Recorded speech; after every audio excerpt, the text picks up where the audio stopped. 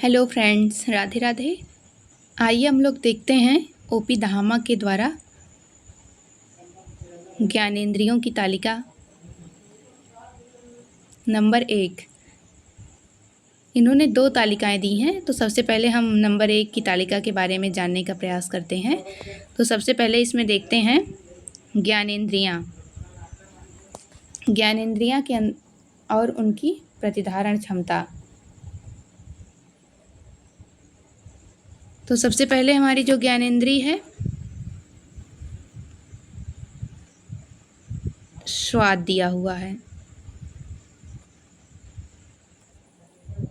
स्वाद से कितना परसेंट प्राप्त होता है? 1% होता है। स्पर्श की जो प्रतिधारण क्षमता है वो 1.5% है।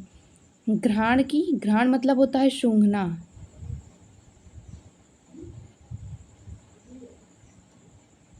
इससे 3.5% मिलता है।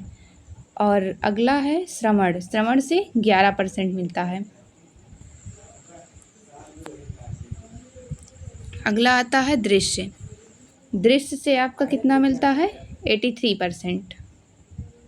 तो सबसे अधिक प्रतिधारण क्षमता किसकी है?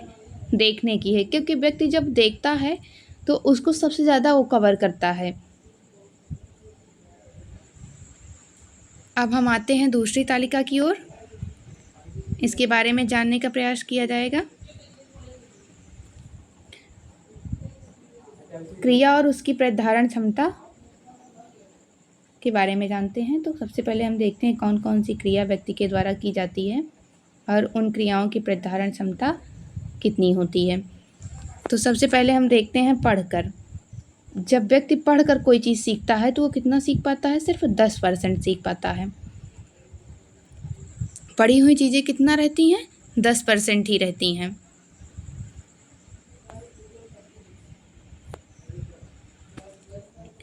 और जब कोई चीज़ व्यक्ति सुनता है तो वो सुना हुआ कितने % रहता है? 20% रह पाता है। और जब कोई चीज़ देखी जाती है तो देखी हुई क्या होती है? 30% रहती है, उससे थोड़ा अधिक रहती है। और देखकर और सुनकर, जब व्यक्ति देखता है सुनता है दोनों क्रियाएं एक साथ करता है तो वो 50% हो जाता है। 30 इसका ऐड हो जाता है और 20 इसका ऐड हो जाता है, दोनों का मिलाकर आपका 50% हो जाता है। अगला क्या है? परस्पर वार्तालाप द्वारा। जब कोई व्यक्ति एक दूसरे को पढ़ता है और समझाता है तो उससे जो प्राप्त होता है आपको 70% प्राप्त होता है।